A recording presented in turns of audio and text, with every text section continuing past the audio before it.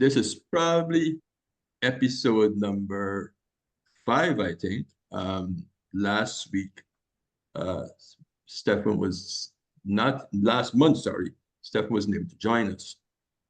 He was out of commission for a few days, and so it's good to have Steph back and in great health, and the other half of Steph and Drew. Um, what we do in this 45-minute conversation is talk about two products that are not new to the financial planning mortgage industry, but are perhaps quite misunderstood. The first one is reverse mortgages, and the other is the infinite banking concept. Reverse mortgages have had a lot of negative uh, conversations surrounding it, particularly in the United States. Um, and, we're going to demystify those misconceptions by explaining what those products are, how they can fit into your financial planning portfolio. The other product is the infinite banking concept, which is an insurance product that has a multitude of uses in the wealth creation journey. And again, many insurance products are also misunderstood by a lot of our consumers, particularly in the Black and Caribbean community, both in Canada and the United States of America.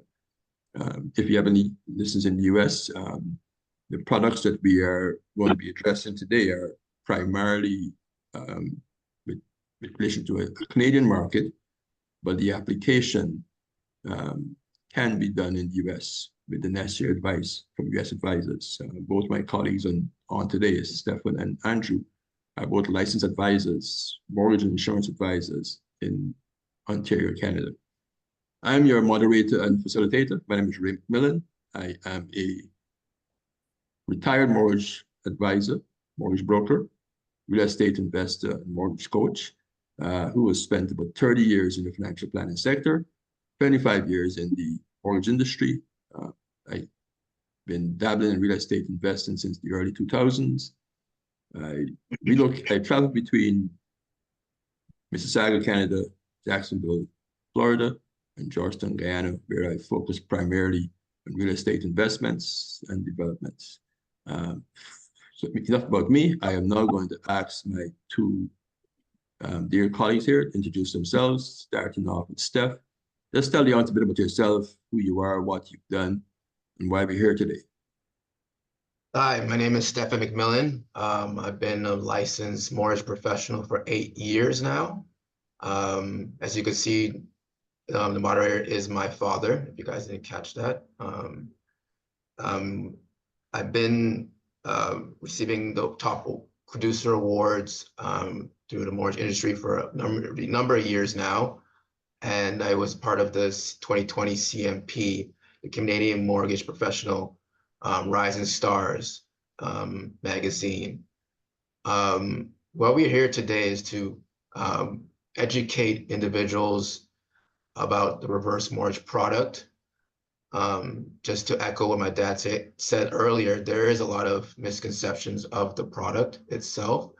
And I'm here today to share some case studies that I've worked on with clients that had that thought process in an inception, but now see that the product has some benefits for their financial journey and retirement planning. A little bit about myself, as you can hear earlier, I'm a big music collector, particularly vinyls. I like spending time with my fiance, my family, and my friends. And again, thank you everyone for attending our webinar today. Thanks for that, Stefan. Yeah, the apple doesn't fall very far from the tree. You grew up listening to good R&B music, so it's all part of the game, part of the process, part of the legacy. Andrew, let us hear a bit about who you are and what you've done and why you do what you do. Yes, sir. Yeah, my name is Andrew Stewart. I'm a licensed estate and insurance advisor here in Ontario, Canada. I've been in the finance industry for over 20 years with a little bit of experience in mortgages, not as much as Ray and Stefan, but I do have some experience in that history. I've done home and auto and commercial insurance So I have a little bit of background or a little bit of taste on what finances mean for families, small business owners, and professionals. My true passion is really just educating our community on the power of life insurance and proper estate planning to make sure that not only you take care of yourself while you're alive, but take care of the next generation after you have left this earth. And my main focus here right now today is just to give you a glimpse of if you put enough effort into and educating yourself about what a whole life insurance policy can do for you, not only while you're alive, not only in an emergency state, but in retirement, using the infinite banking concept. That's what I'm hopefully to show you a little bit today. All right, thank you very much, Andrew. Before we go any further, we start our presentations. A couple of housekeeping rules. One, if you can mute your mics, that'd be great, so we don't have the background noise interruption. We really appreciate that. And secondly, we want to be a very interactive conversation. So we want you to put your questions in the chat. Our format is very free-flowing. We want this to be engaging, and for you to have any questions, we go about the next 40 minutes of our conversation. So I'm going to stop my screen share now, so I can allow these gentlemen to share with you their presentations. Steph, can you go ahead? Sorry, let me just ask first, who wants to do their presentation first so we can get the conversation going? I'll go right ahead. All right, thanks a lot, Steph.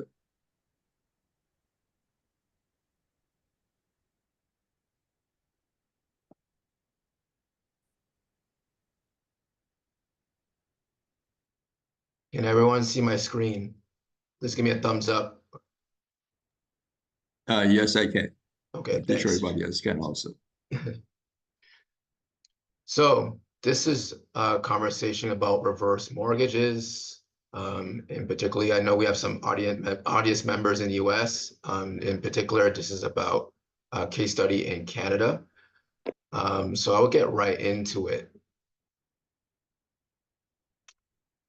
So this is a case study about leveraging your home equity for health challenges. And I came across this interesting Dolet study, which I wanted to share with everyone. Again, the study is related to Canadians. So according to the recent study, 3 million Canadian households are expected to enter their retirement in the next decade, making it crucial to address their financial readiness. And I feel this case study I'm about to jump into kind of showcase and highlights that many Canadians are not prepared for retirement. They either fall ill. In this case, as you can see in my slide, that this individual had a cancer diagnosis. A little background about this client: I did work with her the previous year. She was healthy, working. She was in the healthcare industry. And then she gave me a call a few months ago this year to address a matter that she was diagnosed with cancer.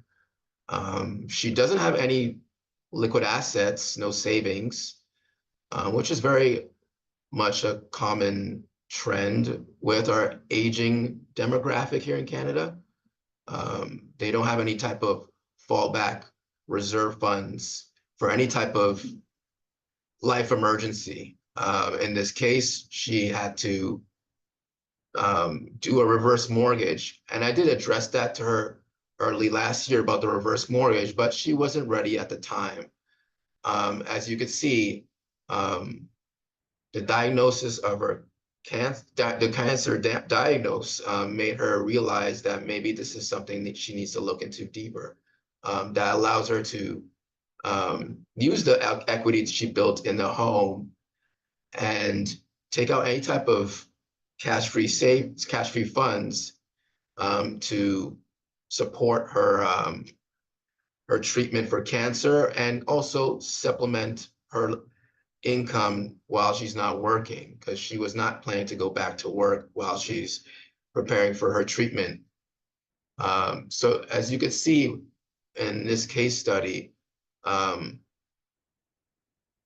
preparing your financing shouldn't be the last minute. Something shouldn't just occur and you react. As you can see, this was more of a reactionary response. And we should highlight and focus upon the fact that we need to have a financial plan for any type of life emergency. I know there's no crystal ball towards our health, but we have a good gauge on certain things that may occur. And I think we need to focus and speak to a professional about planning your retirement. Because once you retire, it becomes a lot more expensive. If you have grandkids, you want to buy them certain things, certain gifts. We have a colleague that came in maybe last year in his 70s, late 70s, and he was sharing with us that he spends a lot of time with his grandkids. They went to Disney World, and he was saying, and he was explaining to us how much money he spent. He has, I think, 2-3 grandkids. So you have to factor in that once you retire, either you continue working, stop working, you tend to have a more free time with yourself. So you may want to be into sports. I know the big thing is pickleball, like that among people, but I'm just using that as an example. You want to get into some a men's basketball league just to kind of keep you, engaged with other individuals like yourself and your health. But again, back to the reverse mortgage, it allows the person to tap into their equity that they built in for the last 40, 50 years and supplement their income or pay off some debt. And there's no monthly mortgage payments obligation required for this product. So that right there increases your cash flow tremendously once you remove that large mortgage payment out of your financial budget. So that's my case study for today, just highlighting those points. Now, you mentioned this person had a mortgage here in your slide, about $300,000, which is pretty high for somebody who is in their 60s. What was the value of the property that this mortgage was on? So the listeners can put in context what her equity position was. Yeah, her appraised value. So in this case, you have to use an appraisal report to determine the current value of the property. So Okay. the value was at $950,000. Given the fact that the style of the home was a townhouse, so there are certain criterias when it comes to a reverse mortgage upon the level of money that they allow you to have, and that varies on the type of home that you own. Okay, so in this situation at $950,000, how much money was she able to access for her cancer treatment? She was able to access about $100,000. Sorry, yeah. That's how much she could access at that time. Because just to put into more context, it's based on age when it comes to the reverse mortgage.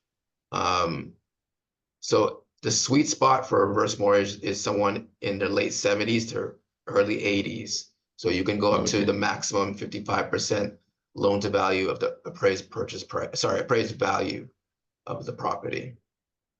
Okay, so at her age, she's 67. How much was the amount she was able to borrow, the loan to value, as you said, in relation to the actual appraised value? In this case, it was 38% loan to value that she was able to. Now, that's very important for the audience to understand, because one of the misconceptions is that most people who have reverse mortgages will lose their home because of the accruing interest. And particularly in the US, you've heard a lot of that kind of conversation. What we need to understand is that your property is appreciating in value in most markets between 4 and 8% annually. So if the reverse mortgage lender limits the amount you borrow, the probability of you outliving your home or even dying and having the entire home being debt, equity being erased by debt is highly improbable. There have to be some seriously extenuating circumstances for that to happen. Either the home is not being maintained and it's in very, very poor shape. But it's very clear, it's very important for listeners to understand that while you're not paying a mortgage payment and the interest is accruing on the reverse mortgage, your equity is also building, and there's a limitation on what you can borrow based on the value of the home. How many clients have you noticed in the last, since you've been in the industry, who found themselves in this position where they've got health issues with no real savings and very little medical insurance or medical protection? Is this something that's common, or is it something that is very infrequent? I think during the pandemic, I've seen a larger cohort of individuals in that age group or that are experiencing some type of ailment, some health issues, and they typically don't have any type of reserve fund, no insurance, where they don't have anything, no support system from family members.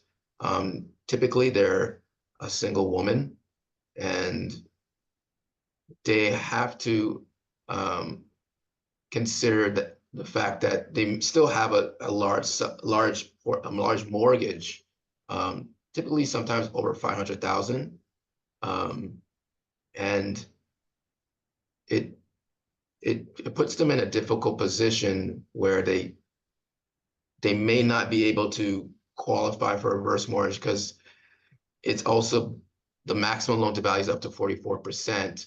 And ideally, for a reverse mortgage, to get the large sum of money that you want to get, you should be pretty much mortgage free. So to your question, I've seen a large number in the last couple of years of individuals who are typically single women, who are experiencing some type of health issues, no reserve funds, and they're looking for assistance. And it's typically a mortgage-related product. Well, I mean, that's a good side. I mean, at least they had a home with equity in it. I mean, if they were rented, it would be very, very extreme circumstances. Now, I guess for our US listeners, they're probably a bit alarmed by the value of this townhouse for $900,000. Yes, Toronto is one of the most expensive real estate markets in the world. Our property values here have gone off the chain in the last 10 years. The appreciation in some cases is 23% annually. So there are a lot of people who have created a significant wealth through owning and buying homes in many parts of Ontario, particularly in Toronto, Vancouver, Montreal, and parts of Ottawa, Canada, which is the nation's capital. So those four cities and the surrounding geographic areas have seen substantial increases in real estate values. So the median price for a home in Toronto is about $1.2 million. For folks in Virginia and the DMV and parts of Florida, $1.2 million is a luxury home. We sit on the waterfront and 2 acres of land.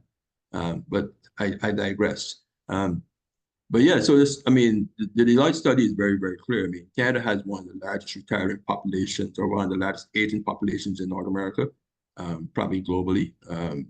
We expect a very, very large cohort going to retirement. There's been studies being done that the Old Age Security and the Canada Pension Plan, which are all government-funded programs, are not going to be around for the next quarter century to help people fund retirement. So the planning process is very, very important. And that's by understanding where the reverse mortgage fits in and how it works. It's paramount to you enjoying retirement, whether you're healthy or well. If you're healthy, then you've got lifestyle expenses. If you're not very healthy, then you've got the medical expenses. So I mean, it's very important for us to try to maintain our health, so we age well.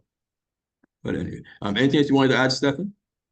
I just want to add quickly that the image on the screen right there is to more evoke people to take their health forward.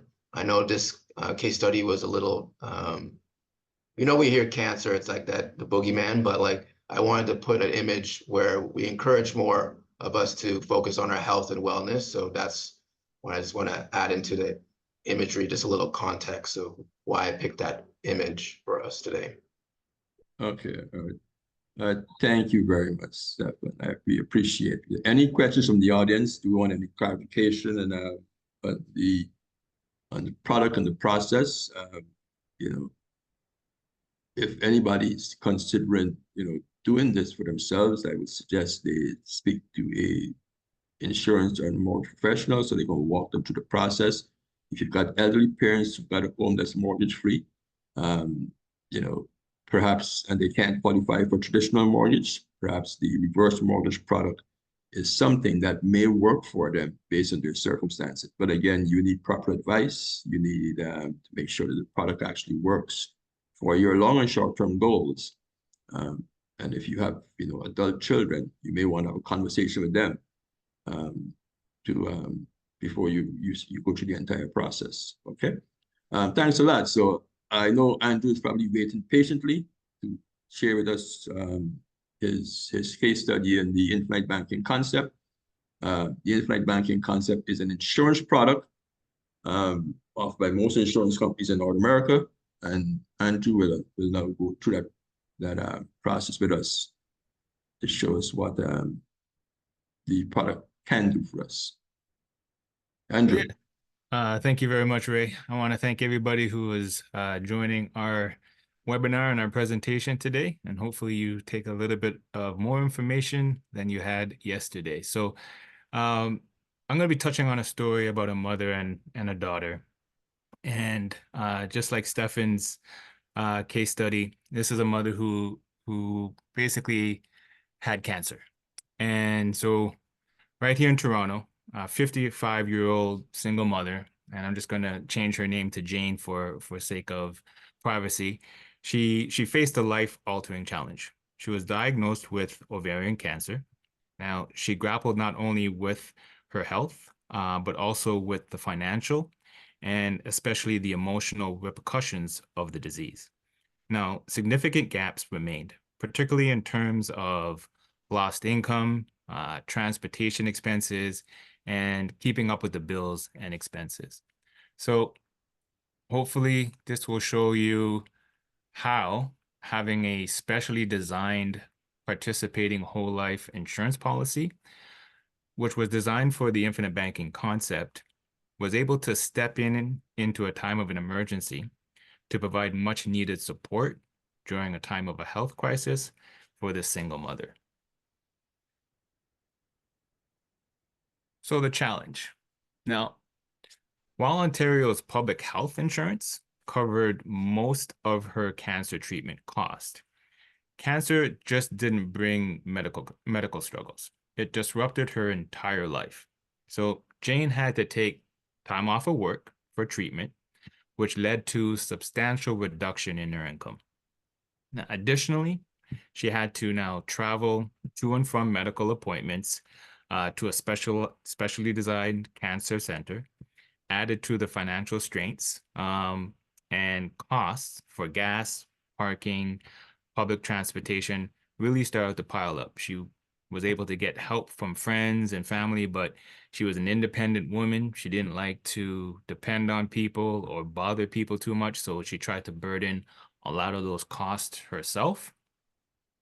And the physical and emotional toll was no less daunting. So the ovarian cancer brought symptoms like abdominal pain, bloating, pelvic pain, and the treatments, though were going to be life-saving, also caused side effects like nausea and fatigue. So this woman not only had to deal with the mental side of things, but obviously the physical side of things. And most distressingly, she faced emotional distress, grappling with the anxiety and uncertainty, definitely about her future, and worried about her daughter who lived in BC. Okay, so just want to give you kind of the picture of what this lady was going through as a single mother living by herself, battling this ovarian cancer challenge. So what did she come to me for? Now, I was working with her as her financial advisor, and we've been working together for a long period of time. And when we were talking about her savings, we had a conversation of, okay, your savings is really about where do you want to put your money? And after long conversations, we said, you know what? She wants to put predominantly her savings or the money that she is capable to save and attributing to a participating whole life policy. So at this critical juncture, her plan that we designed played a vital role. So she was always forward thinking. She was saving $10,000 a year for 10 years. Now, at the time of when she got cancer, she was 55.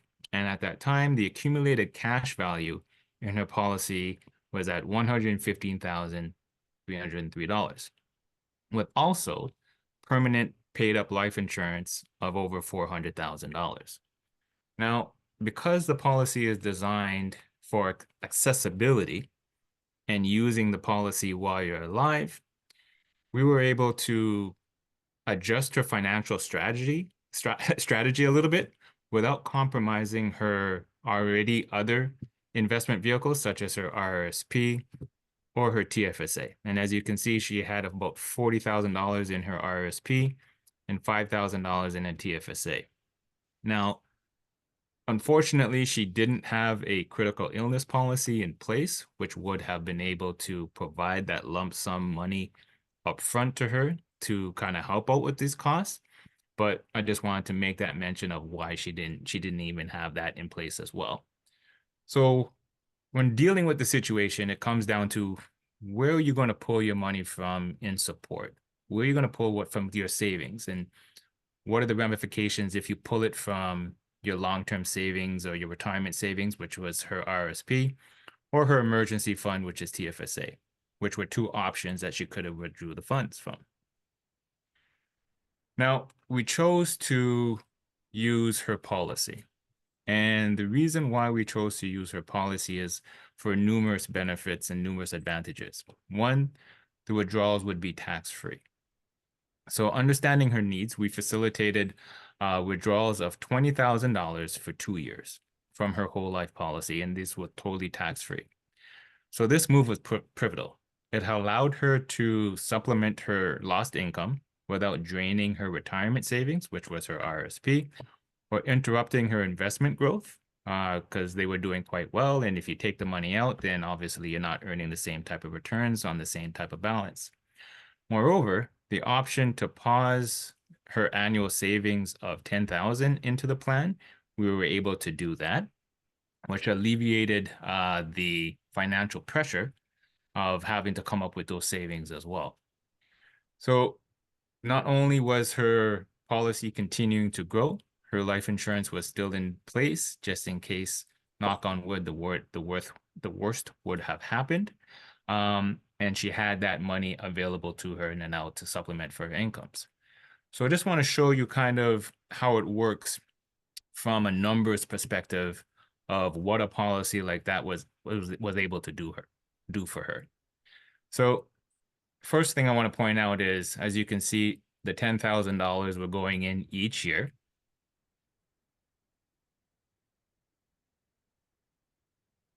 And the next following point that I want to point out is that we were able to stop those $10,000 deposits. So what that meant is that she no longer had to stress about having to keep up with her savings goals. Next, you can also see that we took out $20,000 out of her policy each year.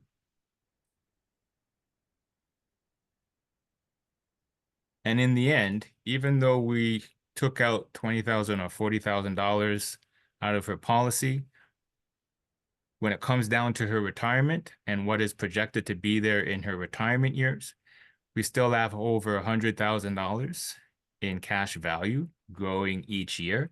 And her life insurance, although it dropped because she took out some money and stopped making the payments into her policy, it can still continue to grow even after that, after the policy was fully paid for. Her policy stopped paying for her in the 20th year when she was 66. So she no longer had to make any more deposits into her policy, and she still has that cash value and life insurance growing for the rest of her life. So hopefully this was just a quick synopsis of how a properly designed policy can step in, provide you some capital, and still have that death benefit in the end for you growing for the rest of your life. Thanks a lot, Andrew. That was a very good presentation. I learned quite a bit there.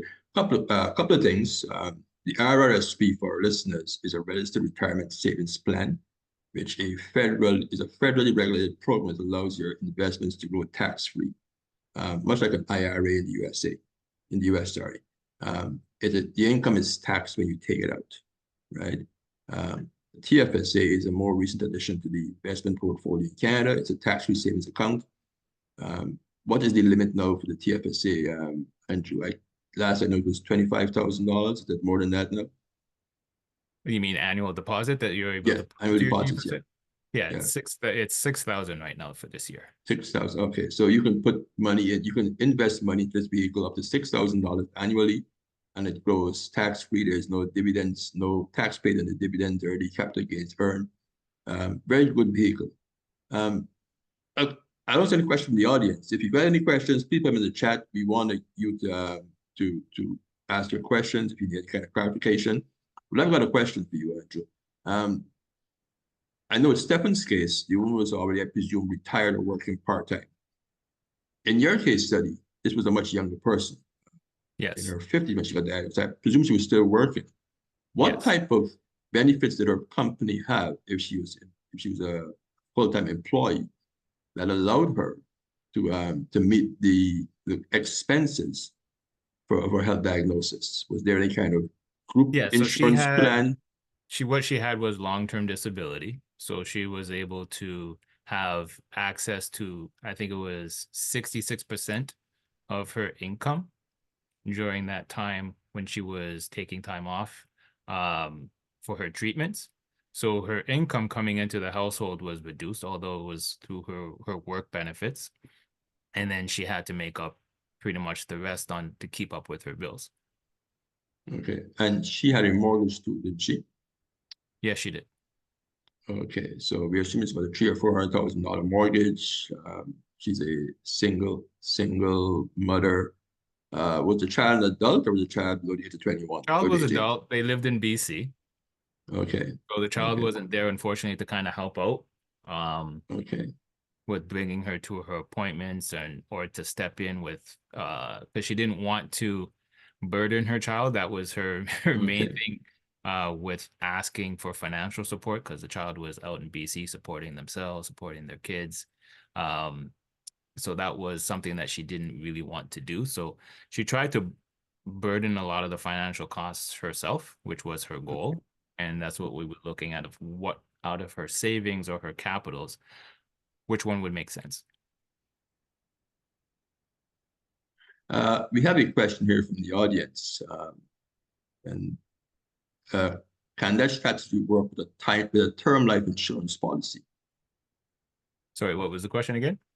Can that strategy, what you just outlined to us, can that work with a term life insurance policy? Unfortunately, no. So term insurance is just pretty much pure cost of insurance. So you're transferring the risk of you dying prematurely to the insurance company. You pay your premium, they cover you for that certain amount of coverage, but there is no cash value or capital growth inside a term policy. Okay. And that's a very good question. And that brings us back to the need for Caribbean and Black folks to plan. I know we had a conversation yesterday. We spoke about the importance of budgeting and planning. And we've seen two scenarios here. Unfortunately, there were both scenarios that are people who developed life-altering illnesses. And I know this is a heavy subject for a lot of people and people that are intent to do this, but it is important to understand the nature of life today. And there are many people being diagnosed with serious illnesses. And there are products out there that can help you to navigate your circumstance a lot easier. Both the reverse mortgage product, which is, something that a lot of people are reluctant to do. I think the need is for us to understand the product. And the other is the infinite banking concept. Both of these are what I would probably call more sophisticated financial products, where by sitting with a financial advisor or an experienced mortgage advisor, they can sort of help you navigate the financial landscape based on your circumstances. And for many of us in the Greater Toronto area, we are immigrants, mostly first generation, probably a few second generation. Unlike the US, where more people have been there for a longer period of time. So many people are by themselves because of the nature of the immigration programs in Canada. We've seen a large number of female immigrants that were brought into the country during the 60s and 70s, and they're aging. Many with no family support, and many are single, either single, divorced, or widowed.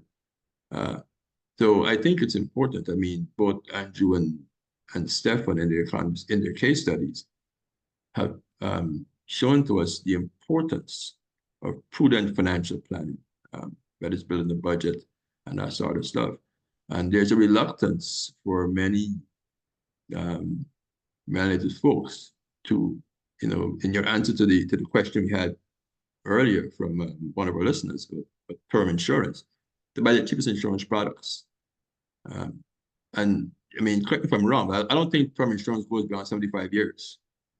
Is that correct, Andrew? Well, it's fun. It's the industry is changing in that regard. So before, all term insurance had an expiry date of 80 or 81 years old. Okay, And that was standard. But now the product is actually changing, where term insurance is now becoming a yearly renewable after the time frame or the term period has done. So what they're doing right now is that we're realizing that people are ending up with no life insurance. So we are going to change the product slightly and saying we're going to allow the policy to continue on for the rest of your life, but you're going to go through a renewal each year at a higher premium. So it doesn't alleviate the cost issue when it comes down to people having life insurance, but it does alleviate the automatic expiration of your policy. So if you can still afford the renewal, then you can still have your life insurance. Okay. That is very good to know, because in my experience, I thought but I previously sold insurance in my previous life, many years ago. I knew there's an expiry date. But yeah, coming back to what we were saying earlier, I mean, it showcases the importance of financial planning. And it is something that a lot of melanated folks don't do. A lot of what we do is reactionary to circumstances. And in Stefan's case study, it showed very clearly what that lack of a plan does. I mean, we've got a person who's 67 years old and they're still working because they have to work.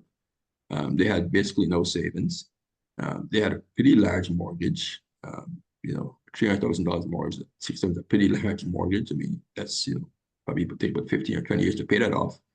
And then you had the flip side, where somebody had worked with an advisor from her mid-40s and had managed to put aside some money. Now, if she started working with an advisor in her 20s or 30s, could you imagine how much further ahead she would have been? So, I mean, we want people to understand that the necessity to have that plan, to have that household budget, to have that monthly budget. And yes, I mean, the budget does not have to be carved in stone. You can work around the budget, there's some level of flexibility, but it gives you some sort of roadmap of where you want to go. And if something happens to you where you're blindsided, then at least you have some fallback. But if there are no financial resources in place, then you have no fallback. We've got another question here from the audience. Is there a whole life policy that is more favorable with someone who has a pre-existing health condition, a heart condition? I mean, Andrew, you want to tackle that question for me? If the Yeah, person has a so pre-existing health condition, are there any whole life policies that will allow them to be covered? So that's a great question. So it's not so much the policy, but the carrier.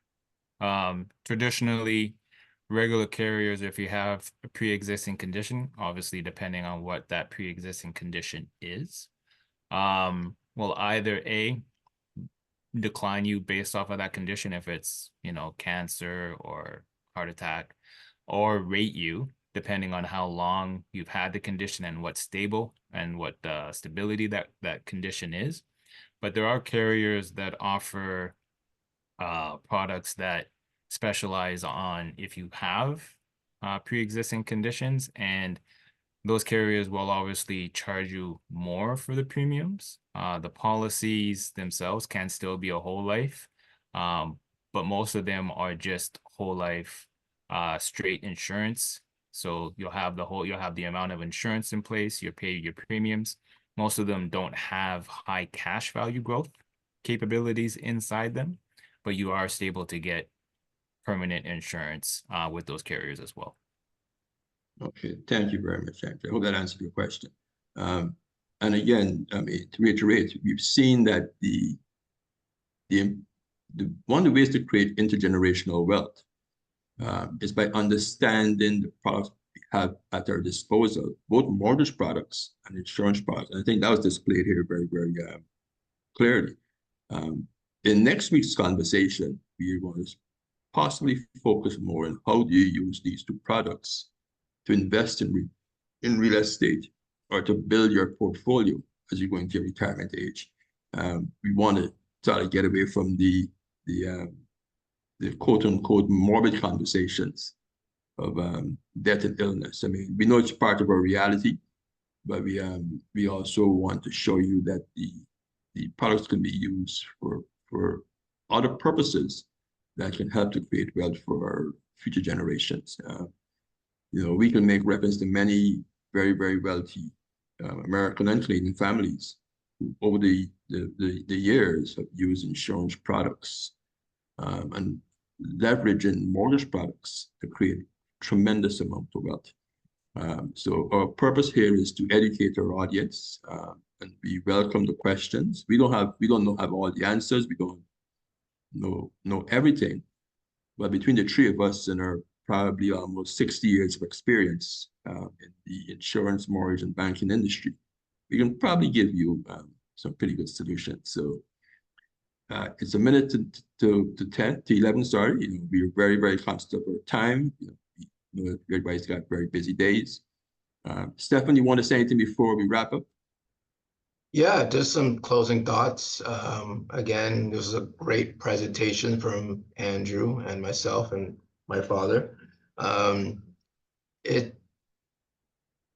Hopefully we take this conversation and share this with our loved ones, more importantly, and be more involved with our parents, grandparents when it comes to financial planning in the retirement process.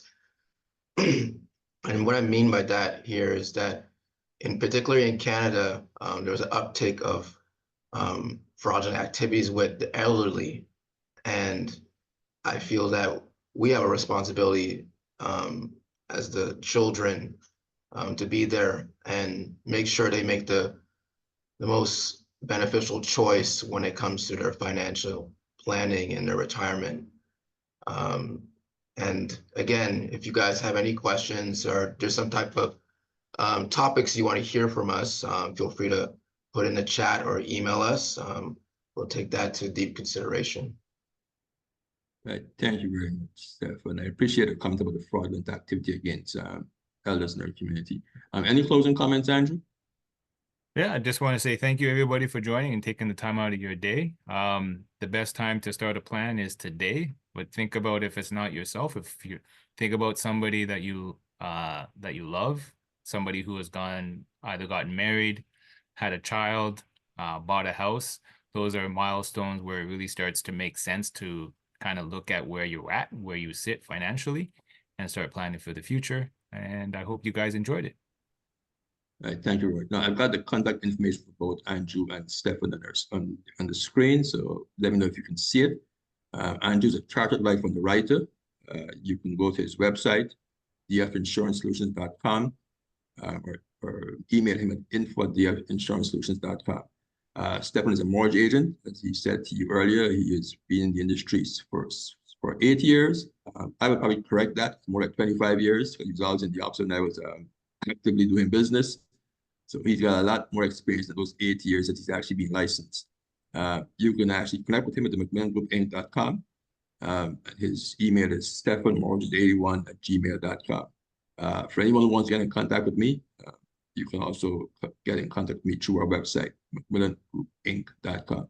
Thank you very much. Thanks for taking the last 45 minutes to spend with us. We appreciate your time. We don't take it for granted. Folks, have yourself a fantastic day. Stay healthy. Thanks, everyone.